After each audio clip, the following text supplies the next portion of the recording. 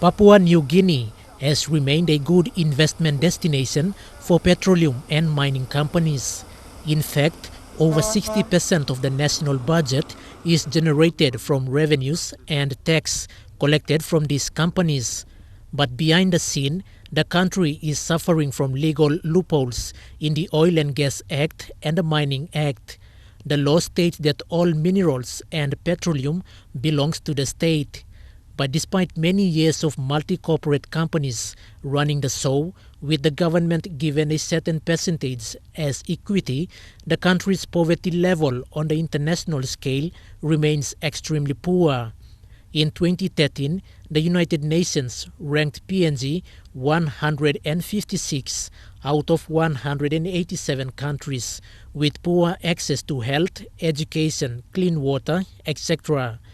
PNG has the highest number of mining companies in the Southwest Pacific and recently a leader in the oil and gas industry. But the country is still borrowing money from international corporations to finance its shares in the sector.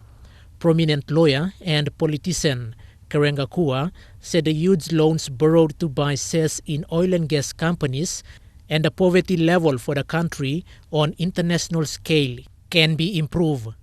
He identified a problem that exists within the Oil and Gas Act and the Mining Act that gives away 100% ownership to the developer and argues that this has to change.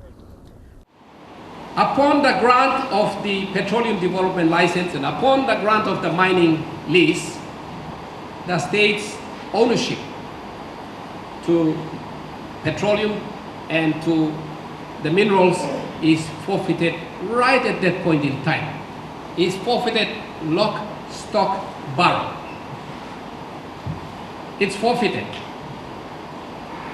without any compensation in return. Unless the laws are changed, he argues that PNG will continue to borrow and buy shares. We should not be using that revenue to be busily paying off the loan. As the resource dwindles, it goes down.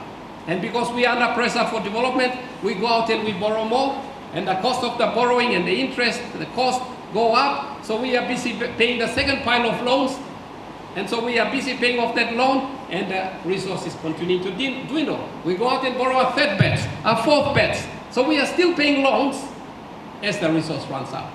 Quinten Alomp, National EMTV News.